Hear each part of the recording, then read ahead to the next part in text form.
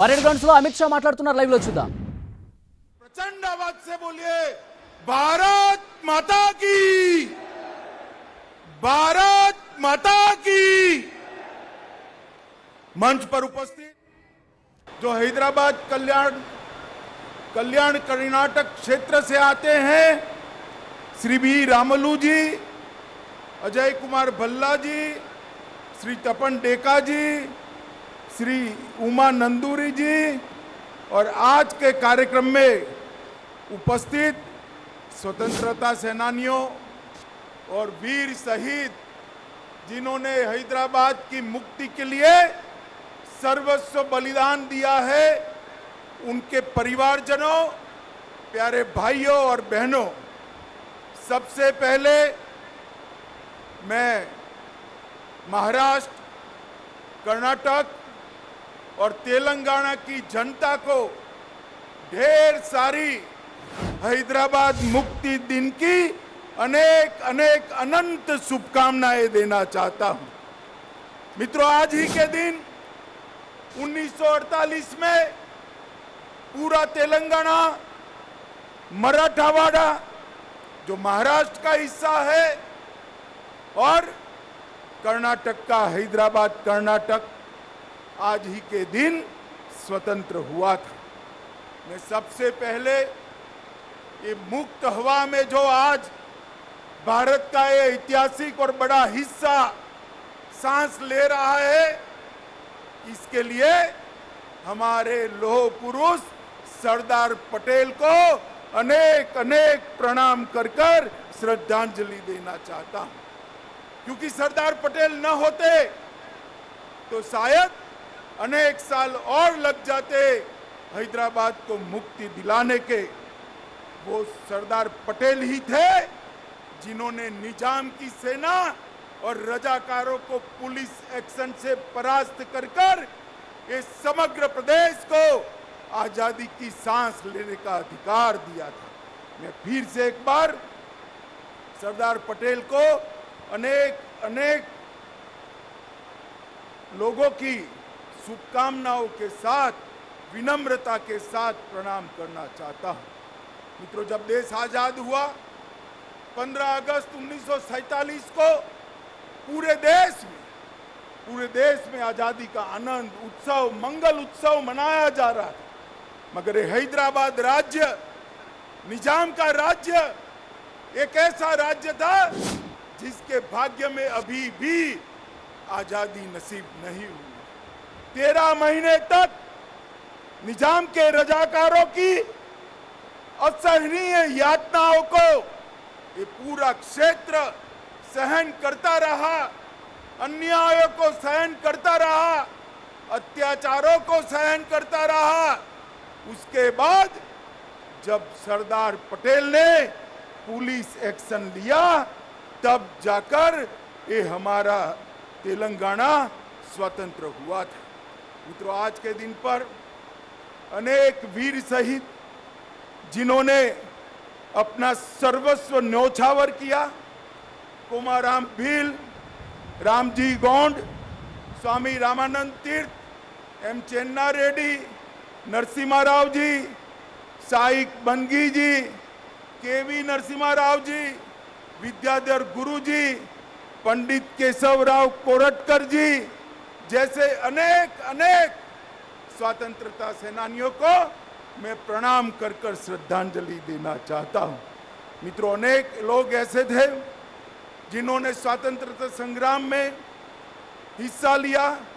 बीदर के रामचंद्र वीरप्पा, जेवर्गी के सरदार सारगोंड पाटिल, रायचूर के एम नागप्पा, शिव कुमार स्वामी, बाद में कनकगिरी के जयतीर्थ राजपुरोहित, यादगिर के कोलरू मल्लप्पा, कराटागी के बेनकाल भीमासेन राव, अनेक लोगों ने इस आजादी के आंदोलन में अपना योगदान दिया। उनको भी मैं आज याद करना चाहता हूं। मित्रों, आज मैं आर्य समाज, हिंदू महासभा, भागनगर सत्याग्रह हो या उस्मानिया यूनिवर्सिटी में छेड़ा गया वंदे मातरम का आंदोलन हो, गांधी जी द्वारा स्थापित हैदराबाद स्टेट कांग्रेस, बीदर क्षेत्र के किसानों के उस वक्त के सत्याग्रह हो, ये सभी आंदोलनों को भी याद करना चाहता हूं। मित्रों, सालों के बाद यह क्षेत्र में एक मांग थी कि हैदराबाद मुक्ति दिन को सरकार की अनुमोदना के साथ मनाया जाए, मगर दुर्भाग्य की बात है 75 साल चले गए। जिन्होंने यहां पर शासन किया उन्होंने वोट बैंक की राजनीति के कारण हैदराबाद मुक्ति दिन मनाने का साहस नहीं किया। वादे तो अनेक लोगों ने किए, चुनावों में वादे किए, आंदोलनों में वादे किए, मगर सत्ता पर आते ही रजाकारों की भय से पलट गए। आज मैं भारत सरकार के प्रधानमंत्री नरेंद्र मोदी जी को लाख लाख बधाई देना चाहता हूं, जिन्होंने निर्णय किया कि हैदराबाद मुक्ति दिन को मनाया जाएगा। और मुझे आश्चर्य भी नहीं है, आनंद है इस बात का कि जैसे ही मोदी जी ने घोषणा की, अब सब लोग हैदराबाद मुक्ति दिन मनाते हैं। मनाते तो है, मगर नाम हैदराबाद मुक्ति दिन नहीं देते हैं। अभी भी जहन में डर है। मैं कहना चाहता हूं उन लोगों को, अपने दिल से वो डर उखाड़ कर फेंक दो। अब रजाकार इस देश का निर्णय नहीं कर सकते। इस देश को आजादी मिले 75 साल हो गए। मित्रों, आज मैं फिर से एक बार मोदी जी को बहुत बहुत बधाई देना चाहता हूं, क्योंकि कर्नाटक, महाराष्ट्र और मेरे प्रिय तेलंगाना के सभी जनता की मन की भावना को समझते हुए इन्होंने ये हैदराबाद मुक्ति दिन मनाने का निर्णय किया। मित्रों, आज हैदराबाद मुक्ति दिन मनाने का उद्देश्य बड़ा स्पष्ट है। इस मुक्ति आंदोलन की कहानी को नई पीढ़ी तक पहुंचाना है। मुक्ति संग्राम के नामी अनामी अनेक योद्धाओं को, शहीदों को जनमानस में पुनर्जीवित कर नई पीढ़ी को देशभक्ति की लौ जगानी है। इस संघर्ष गाथा के बारे में मैं चाहूंगा कि पूरे पुराने हैदराबाद स्टेट के आज के तीनों राज्यों के हिस्सों में यूनिवर्सिटी में इस पर रिसर्च हो और अत्याचारों के खिलाफ जो संघर्ष हुआ उसका डॉक्यूमेंटेशन किया जाए और वो डॉक्यूमेंटेशन को न केवल पुराने हैदराबाद स्टेट, देश भर के कोने कोने में पहुंचाकर ये वीरों की वीर गाथा को श्रद्धांजलि दी जाए। हमारी नई पीढ़ी में देशभक्ति की भावना इससे पुनर्जीवित होगी और जिन्होंने भी देश के लिए सब कुछ न्यौछावर किया है वो उनके सम्मान के अधिकारी है, उनको अधिकार मिलेगा। मित्रों, ऑपरेशन पोलो का निर्णय महान सरदार पटेल ने, लौह पुरुष सरदार पटेल ने ढेर सारी कठिनाइयों के बावजूद लिया था, क्योंकि वो जानते थे जब तक निजाम के रजाकारों को परास्त नहीं करते, हैदराबाद स्टेट को आजाद नहीं करते, अखंड भारत का स्वप्न पूरा नहीं हो सकता। भारत के मध्य में ही इतना बड़ा हिस्सा अगर अपने आप को स्वतंत्र मानकर अत्याचारी शासन करता है तो महात्मा गांधी का स्वतंत्र भारत का स्वप्न कभी पूरा नहीं हो सकता। के मुंशी और सरदार पटेल, ये दोनों ने, मुंशी जी ने एजेंट जनरल नाटे रिपोर्ट ली और माउंटबेटन के थर्ड डोमिनियन की परिकल्पना को विच्छेद करते हुए सरदार पटेल ने यहां पुलिस एक्शन लिया और हमारा ये हिस्सा आजाद हुआ। मित्रों, 13 सितंबर से 17 सितंबर 109 घंटे तक अनेक वीर यहां पर शहीद हुए। मैं अभी अभी उन वीरों के शहीद स्मारक को श्रद्धांजलि देकर यहां आया हूं। मित्रों, रजाकारों ने अपना डर खड़ा करने के लिए ढेर सारे नए नए कानून लगाए, चाहे विधायी का अधिकार हो, निजाम की निजी संपत्ति को निजी घोषित करना हो, सार्वजनिक कार्यक्रमों पर पाबंदी लगानी हो, हिंदुओं को मपूसा और गैर मपूसा के जमीन के अधिकार के कानून से अन्याय करना हो, महान तेलुगु, कन्नड़ और मराठी भाषा पर आक्रमण कर उर्दू माध्यम में ही शिक्षा होना ये आदेश करना हो, उद्योगों का निजीकरण करना हो, सरकारी भर्ती में अन्यायी भर्ती करनी हो या सांस्कृतिक आक्रमण करना हो, हर तरह से ये तीनों राज्यों की जनता को कुचलने का एक निकृष्ट प्रयास निजाम और उनके रजाकारों ने किया था,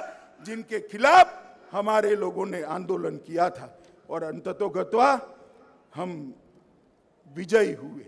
मित्रों, कई सारे लोगों ने इसके लिए अपनी जान गंवाई। मैं 2-3 घटनाएं जरूर बताना चाहता हूं। परभणी जिले का गूड़ा गांव, जहां एक कुएं में गांव के 300 लोगों को डालकर कुएं को मिट्टी के तेल से आग लगाकर सभी लोगों को जिंदा जला दिया गया था। इसके साथ बीदर जिले के घोटा गांव में जिस तरह महिलाओं को अपमानित किया गया, आज भी हम नहीं भूल सकते।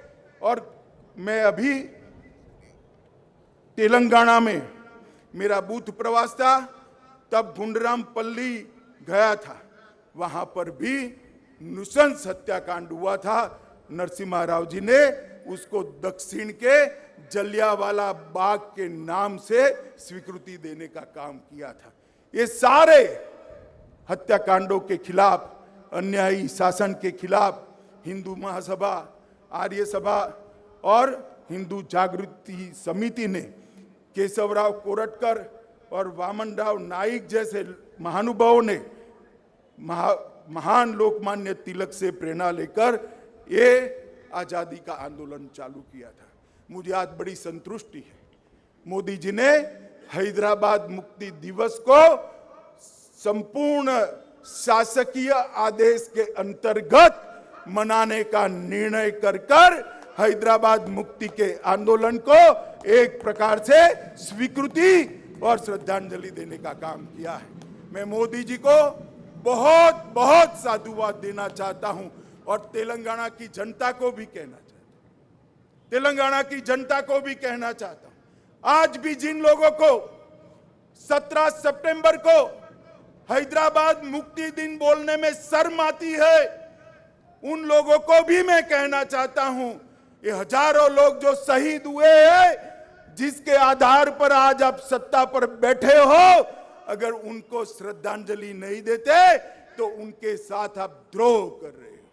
तेलंगाना की जनता को भी मैं कहना चाहता हूं, ये महान तेलंगाना राज्य की रचना जिस उद्देश्य से हुई, सत्ता पर बैठकर उद्देश्यों को जो भूल जाते हैं, जनता ने उनको नहीं भूलाना चाहिए। मुझे विश्वास है मित्रों कि ये जो आज मोदी जी ने परंपरा शुरू की है हैदराबाद मुक्ति दिन मनाने की, ये इससे भी ज्यादा जोर शोर के साथ अनेक सालों तक मनाया जाएगा और हैदराबाद को स्वतंत्र करने वाले सभी स्वतंत्र सेनानियों के शहीदों के सम्मान में यशोगान हर साल गाए जाएंगे। मैं फिर से एक बार पुराने हैदराबाद राज्य के आज के तीनों राज्य कर्नाटक, महाराष्ट्र और ये तेलंगाना के पूरा राज्य के सभी नागरिकों को हैदराबाद मुक्ति दिन की बहुत बहुत बधाई देना चाहता हूं और इनको विश्वास दिलाना चाहता हूं। जिस तरह से मोदी जी ने पूरे देश को सुरक्षित किया है, मोदी जी जिस तरह से देश को समृद्ध करने के रास्ते पर आगे चल पड़े हैं, मोदी जी जिस तरह से भारतीय और भारतीयता को उच्चतम शिखर पर बिठाने के लिए आगे बढ़ रहे हैं, मोदी जी जिस प्रकार से हमारे सभी शहीदों को श्रद्धांजलि देने के लिए आजादी का अमृत महोत्सव मनाए, वो उपक्रम निश्चित रूप से चालू रहेगा और हैदराबाद मुक्ति दिन का मनाना भी निश्चित रूप से चालू रहेगा। कोई मनाए न मनाए, भारत सरकार खुली छाती के साथ, हिम्मत के साथ हैदराबाद मुक्ति दिन मनाएगी। यही बात कहकर मैं मेरी वाणी को विराम देता हूं। फिर से एक बार सभी नागरिकों को तेलंगाना, कर्नाटक और महाराष्ट्र के सभी नागरिकों को अनेक अनेक अनंत शुभकामनाएं देकर मेरी बात समाप्त करता हूं। वंदे मातरम। बहुत बहुत आभार माननीय गृह और सहकारिता मंत्री भारत सरकार श्री अमित शाह जी का। देवियों सज्जनों, गुजरात में जन्मे सरदार वल्लभ भाई पटेल को श्रेय जाता है अखंड भारत की नींव रखने का।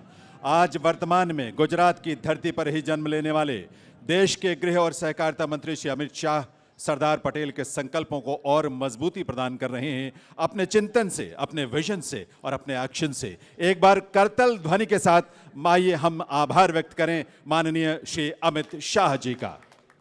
धन्यवाद महोदय। और अब परेड द्वारा जय घोष किया जाएगा।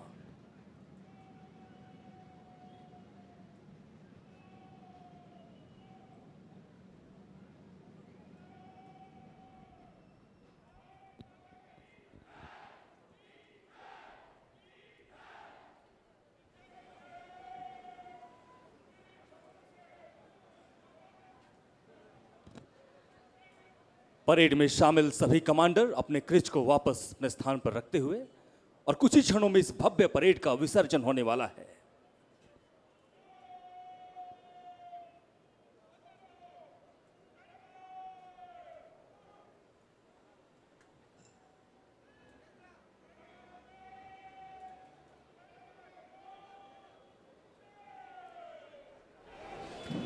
इसी के साथ परेड में शामिल टुकड़ियां अपने निर्धारित स्थान की ओर प्रस्थान करने के लिए एक निरीक्षण लाइन पर कदम ताल करती हुई हैदराबाद मुक्ति संग्राम दिवस परेड आज सिकंदराबाद के इस ऐतिहासिक परेड मैदान में संपन्न हुआ। आज के इस कार्यक्रम में केंद्रीय रिजर्व पुलिस बल और केंद्रीय औद्योगिक सुरक्षा बल की टुकड़ियां अपने जोश और उत्साह के साथ समारोह के अनुसार सुंदर पोशाकों में बहुत ही शानदार परेड का नजारा प्रस्तुत किया है। గౌరవనీయులు శ్రీ అమిత్ షాజీ ఎంతో మంది స్వాతంత్ర సమర యోధుల కృషి పట్టుదల త్యాగానికి ఫలితంగా హైదరాబాద్కి విమోచన లభించిన శుభతరుణం ఒక ప్రతిష్టాత్మకమైనటువంటి దినోత్సవాన్ని పురస్కరించుకుని విచ్చేసిన ఆ స్వాతంత్ర సమర యోధులని కలుస్తూ ఉన్నారు గౌరవనీయులు శ్రీ అమిత్ షా గారు। వారికి శాలువతోటి మెమెంటో తోటి చిరు సత్కారాన్ని అందిస్తున్నారు। सीआरपीएफ बैंड द्वारा बजाई जा रही धुन जहां डाल डाल पर सोने की चिड़िया करती है बसेरा, ये भारत देश है मेरा, ये भारत देश है मेरा। केंद्रीय रिजर्व पुलिस बल भारत की आंतरिक सुरक्षा का मजबूत स्तंभ और आज हैदराबाद मुक्ति संग्राम दिवस की परेड के अवसर पर परेड की टुकड़ियां सीआरपीएफ और सीआईएसएफ के जवानों से मिलकर बनी हैं। నిజాం మీద బాంబులు వేసి గడగడలాడించిన వారి దగ్గర నుంచి 12 ఏళ్లకే గుర్రాన్నెక్కి తుపాకీ పట్టిన మహిళా స్వాతంత్ర సమర యోధుల సైతం ఎంతో మంది త్యాగానికి ఫలితం మన హైదరాబాద్। వారందరికీ కృతజ్ఞతలు తెలియజేసుకుంటూ సత్కరిస్తున్నారు గౌరవనీయులు హోంశాఖ మంత్రులు శ్రీ అమిత్ షా జీ। जो देश और जिस देश की जनता अपने वीरों को, अपने शहीदों को नमन न करे, उन्हें याद न करे, वो देश कभी अपना अस्तित्व बचाए नहीं रख सकता। भारत की ये परंपरा है, भारत के ये संस्कार हैं और उसी संस्कार के अभिव्यक्ति माननीय श्री अमित शाह जी के माध्यम से यहाँ आज इस हैदराबाद मुक्ति दिवस के कार्यक्रम में उन हमारे वीर स्वतंत्रता सेनानियों को नमन करने के रूप में हुआ है जिन्होंने हैदराबाद की मुक्ति के लिए और देश की एकता और अखंडता के लिए संघर्ष किया, और ऐसे वीरों को नमन करने का संकल्प हम सबका है। भारत सरकार के संस्कृति मंत्रालय की तरफ से माननीय श्री अमित शाह जी का बहुत बहुत आभार आज के इस कार्यक्रम में पधारने के लिए। माननीय श्री जी किशन रेड्डी जी का आभार उनके नेतृत्व और मार्गदर्शन के लिए। श्री एकनाथ शिंदे जी जो कि माननीय मुख्यमंत्री हैं महाराष्ट्र सरकार के, उनका शुभागमन इस अवसर पर हुआ, उनका बहुत बहुत आभार। और श्री रामुलु जी कर्नाटक सरकार के माननीय परिवहन और अनुसूचित